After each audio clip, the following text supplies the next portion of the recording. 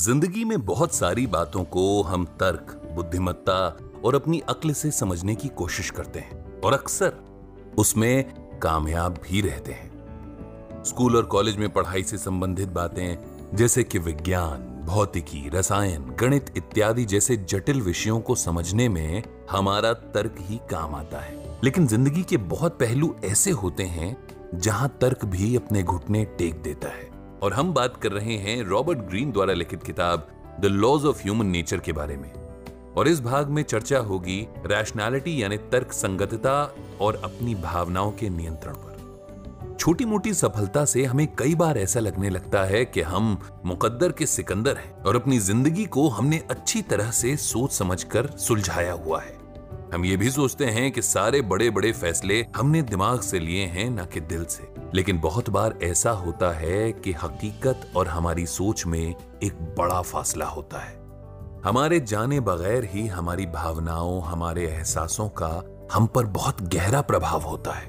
और कई बार तो ऐसा भी हो जाता है कि हमें पता ही नहीं चलता कि हमने कुछ फैसले कितने ज्यादा भावुकता भरे माहौल में लिए हैं। ऐसा इसलिए होता है क्योंकि हमारा अहम हमको ये देखने नहीं देता कि हम पर भावनाओं का कितना असर है। तर्क संगतता यानी कि रैशनैलिटी वो शक्ति है जिससे हम इन भावनाओं को पृथक करके देख सकते हैं। हड़बड़ाहट की जगह सोच समझकर फैसला ले सकते हैं। हम खुले मन से कोरी हकीकत को देखकर पहचान सकते हैं। इस शक्ति के उपयोग की आदत हमें डालनी चाहिए। आइए सुनते हैं इससे संबंधित एक किस्सा इतिहास के पन्नों से। बात है 432 बीसी की और कहानी है एथेंस और स्पार्टा के बीच दुश्मनी की। इन दोनों टापू वाले शहरों में पुश्तैनी दुश्मनी थी। जब स्पार्टा ने एथेंस पर हमला करने का फैसला किया तो उससे पहले स्पार्टा की सरकार ने एथेंस को शांतिपूर्वक समर्पण का विकल्प दिया। साथ ही शांति बनाए रखने की जो शर्तें थीं वो भी एथेंस के लिए किसी अन्याय से कम नहीं थी। अब एथेंस के सामने दो ही रास्ते थे, या तो शांतिपूर्वक परोक्ष रूप से गुलामी को स्वीकार करो या स्पार्टा से लड़ो। दोनों ही सूरतों में एथेंस को नुकसान था। अगर वो शांति का रास्ता अपनाते तो धीरे धीरे उनकी संस्कृति, उनके समाज, उनके मूल्यों का पतन होता, जिससे एथेंस में दुख फैलता। अगर लड़ाई का रास्ता इख्तियार करते तो उनके जवान तो मरते ही, साथ ही स्पार्टा की सेना ज्यादा शक्तिशाली थी, सो हार निश्चित थी। स्पार्टा द्वारा भेजे गए प्रस्ताव पर कई घंटों तक बिना किसी निष्कर्ष के बहस होती रही। कई घंटों की दिशाहीन बहस के बाद एथेंस के प्रसिद्ध और पुराने नेता पेरिकल्स ने कमान संभाली। सभा में उपस्थित हर इंसान को पेरिकल्स के विचार जानने की उत्सुकता थी, क्योंकि पिछले कई दशकों से उनकी सूझबूझ और युक्तिसंगत बातों से एथेंस में आर्थिक, वैचारिक और कलात्मक विकास हुआ था। इसी कारण अब युद्ध के दोराहे पर खड़ी एथेंस की नगरी सोच रही थी कि पेरिकल्स के मन में क्या चल रहा होगा। उनके मन में चल रहे दबे छुपे अनकहे विचारों को मानो किसी ने आवाज दे दी हो। पेरिकल्स ने कहा कि उन्हें पता है कि वो सारे के सारे युद्ध में जाने का फैसला जिस तत्परता से लेते हैं उसी तत्परता के साथ युद्ध में भाग नहीं ले पाते, और साथ ही पेरिकल्स को स्पार्टा का रवैया भी पसंद नहीं था। इसीलिए उनके सामने दुविधा थी कि कैसे बिना लड़े युद्ध में जीत हासिल हो सके। इसके लिए उन्होंने सुझाव दिया एथेंस को बाहरी हमले से सुरक्षित करने का। पेरिकल्स ने हिसाब लगाया कि अगर स्पार्टा को एथेंस के अंदर घुसकर हमला करने के लिए मजबूर कर दिया जाए तो न सिर्फ स्पार्टन्स थक जाएंगे बल्कि उनमें अंदरूनी टकराव और मनमुटाव शुरू हो जाएगा, जिससे स्पार्टा कमजोर पड़ जाएगा। शुरू में लोगों को शंका थी, पर धीरे धीरे लोगों ने उनके सुझाव को मान लिया। कई वर्ष बीत गए छोटी मोटी झड़पों में। कोई बड़ा युद्ध नहीं हुआ, पर पेरिकल्स के अनुसार स्पार्टा का धैर्य भी नहीं टूटा। फिर एथेंस में एक भयानक हैजा फैला जिसने सारे समीकरण बदल कर रख दिए। एथेंस के लोग बीमार पड़ने लगे, पेरिकल्स भी। धीरे धीरे उनके राजनीतिक विरोधियों ने पेरिकल्स के खिलाफ अभियान चलाया और लोगों में दबी हुई युद्ध की भावना को गुहार लगाई। कुछ समय बाद पेरिकल्स की मृत्यु हो गई। एथेंस पर बुद्धिमत्ता और युक्तिसंगत बातों की रही सही छाया भी हट गई। बचे हुए गुटों ने अपने अपने हिसाब से भावनात्मक फैसले लिए और अंत में एथेंस की न सिर्फ हार हुई बल्कि घोर अपमान भी हुआ और उनकी सरकार को भारी नुकसान भी उठाना पड़ा। इस कहानी से हमको ये सीखने को मिलता है कि हमारे व्यवहार, हमारे फैसलों और अंततः हमारे जीवन पर भावनाओं का बहुत गहरा असर होता है।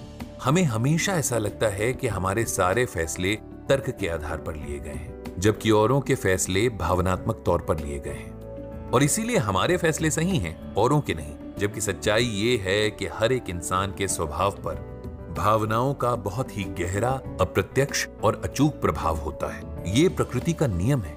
युक्ति संगति यानी कि रैशनैलिटी हमसे भावनाओं को नकारने के लिए नहीं कहती, बल्कि ये कहती है कि भावनाओं के अस्तित्व का मान रखा जाए, उनके प्रति संवेदनशील होना जरूरी है और साथ ही साथ जरूरी है उनको अपने नियंत्रण में रखना। अपनी भावनाओं से हम अलग हो सकते हैं, जुदा नहीं। इस बारीक फर्क को समझना बेहद जरूरी है। किसी को तर्कहीन बुलाना अपमानजनक हो सकता है। अक्सर जो लोग हमसे सहमत नहीं होते उन्हें हम तर्कहीन कह देते हैं, क्योंकि ऐसा करना आसान होता है। इसीलिए तर्क संगति और तर्कहीन के फर्क को समझना जरूरी है। आइए इसके लिए सुनते हैं कुछ उदाहरण। अगर किसी को कोई सहायक या प्रबंधक को काम पर रखना है तो एक तर्क संगति वाला इंसान सामने वाले की प्रतिभा और उसके कौशल के आधार पर फैसला लेगा। वहीं दूसरी तरफ एक तर्कहीन इंसान सामने वाले की खूबसूरती या उसके लुभाने के अंदाज के आधार पर या फिर अपनी किसी सहूलियत के आधार पर किसी कम प्रतिभा वाले इंसान को भी काम पर रख सकता है। हमारे पूरे जीवन पर बचपन का एक बहुत ही गहरा और अमिट असर होता है।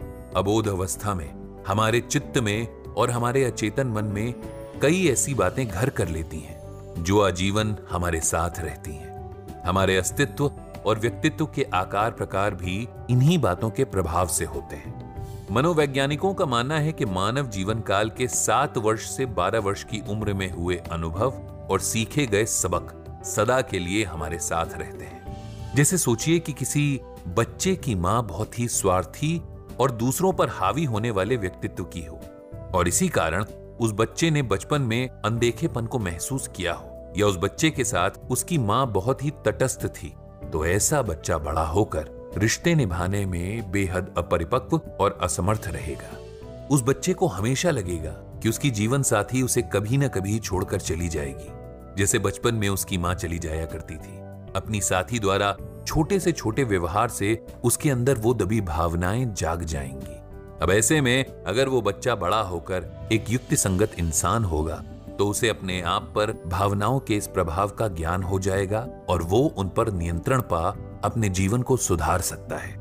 इतिहास को पढ़कर इतना तो साफ हो जाता है कि मानव समाज पर युक्ति संगति का असर धूप छांव सा है, आता है जाता है। पेरिकल्स द्वारा स्थापित बुद्धिमत्ता के युग के बाद अंधविश्वास का एक युग आया। समय के चक्र सा ये चक्र भी निरंतर चलते रहता है। जैसे अर्थव्यवस्था में तेजी और मंदी के चक्र चलते रहते हैं, बिल्कुल वैसे इस चक्र से बचने के लिए रॉबर्ट ग्रीन ने कुछ आसान तरीके बताए हैं। जैसे कि पहला तरीका, अपने आप को भली भांति पहचाने। दूसरा तरीका, अपनी भावनाओं की जड़ें गहन चिंतन द्वारा पहचाने।